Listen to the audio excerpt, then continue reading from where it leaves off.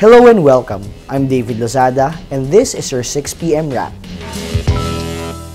Supreme Court Associate Justice Mariano del Castillo opens the firing salvo during the oral arguments on the disqualification case of presidential bet Senator Grace Poe.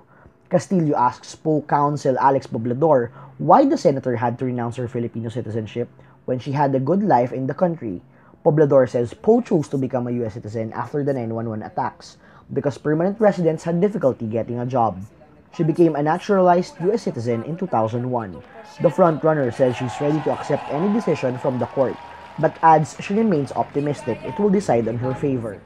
Whatever the decision will be, we are ready to accept it. On the other hand, we remain optimistic and we are truthful in our statements. That's why kahit na sabihin mo pang kinakabahan ako, wala naman akong takot.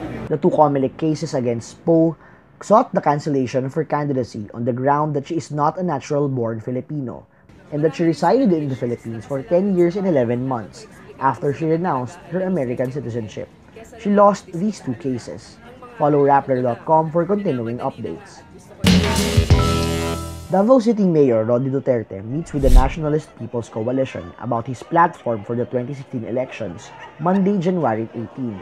NPC's nationwide machinery and large membership will be a boost to Duterte, who admits he needs campaign funds. The meeting didn't lead to an immediate endorsement, but Duterte is the last bet NPC consults with before announcing its bet. This time maybe NPC is scouting for the ideal candidate for them to support.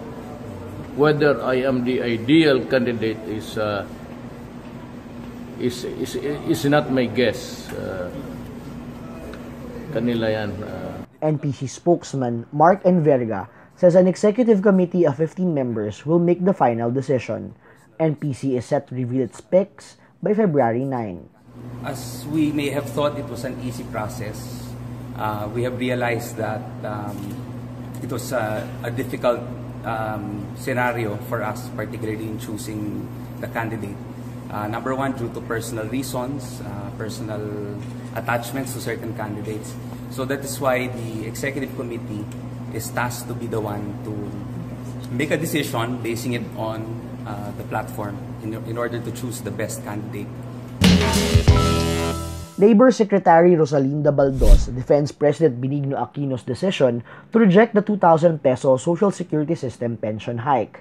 Baldos supports the proposed alternative, a 500 peso increase in pension every year.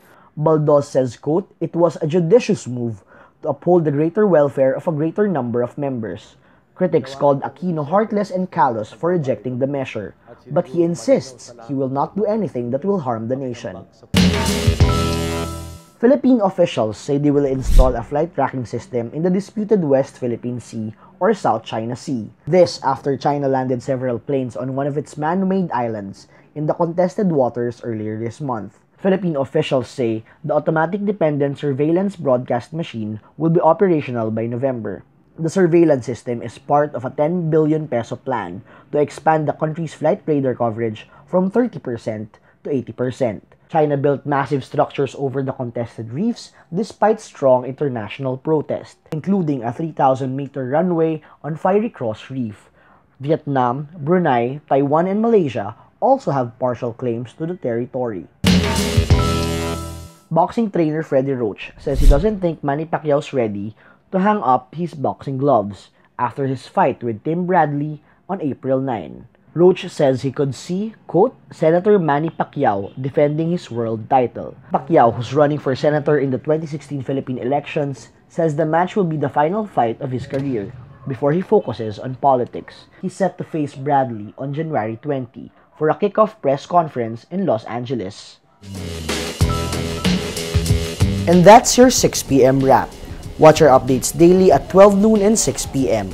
I'm David Lozada. Remember, tomorrow begins today.